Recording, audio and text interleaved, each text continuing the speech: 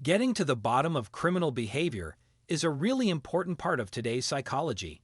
When we study why people do harmful things, we find out what causes these actions, giving us a clearer view of how people behave. Looking into the psychological aspects of crime not only helps catch people who break the law, but also helps come up with good ways to stop crime from happening in the first place. Historical perspective. Over time, thinkers and professionals have tried to figure out why people commit crimes. In the past, some believed it was about a person's morals or outside influences. But as criminal psychology has progressed, we now see a more detailed view, acknowledging that how people act criminally is influenced by a mix of biology, psychology, and the world around them. Psychological factors in criminal behavior. Criminal psychology often looks at the psychological traits and disorders connected to criminal behavior. Conditions like antisocial personality disorder, where people struggle with social rules, are frequently tied to more chances of doing criminal things.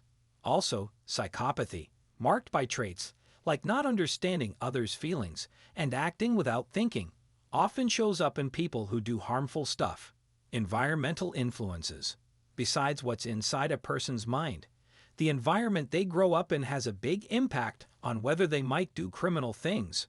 Tough experiences in childhood, problems in the family, and being around violence can all make someone more likely to act criminally.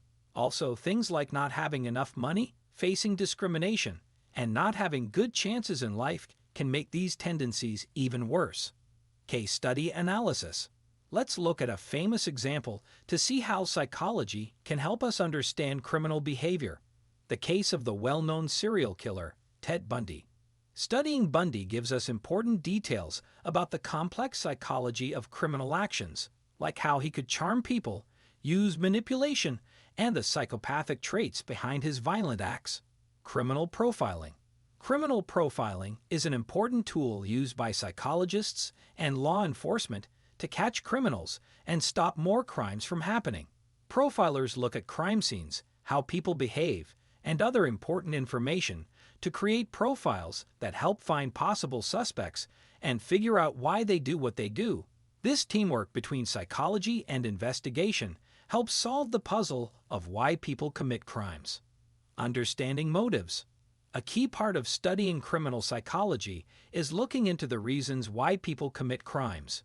Some might do it because they feel desperate or have no other choice, while others are motivated by more complicated things like seeking revenge, looking for excitement, or having a twisted sense of what's right and wrong.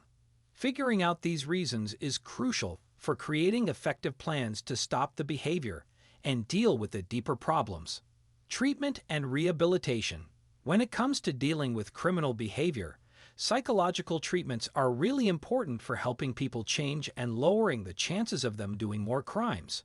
Therapies like cognitive behavioral therapy work on fixing wrong ways of thinking and teaching better social skills to those who have committed offenses.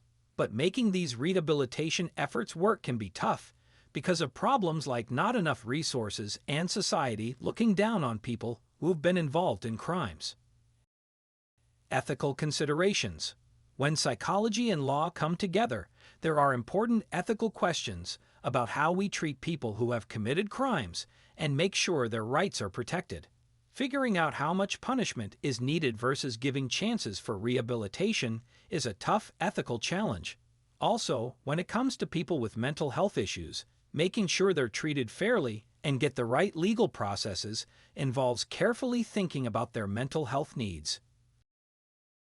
Future directions.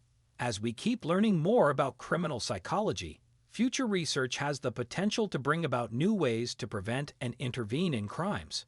By bringing together different fields and using new technologies, we can get better at spotting people who might be at risk, creating personalized interventions, and, in the end, making our communities safer. Conclusion. To sum up, exploring the complexities of criminal behavior reveals a mix of psychological, social, and environmental influences. Through studying real cases, grasping the reasons behind criminal actions, And using proven interventions, we can move closer to solving the puzzles of criminal behavior and creating a safer society for everyone.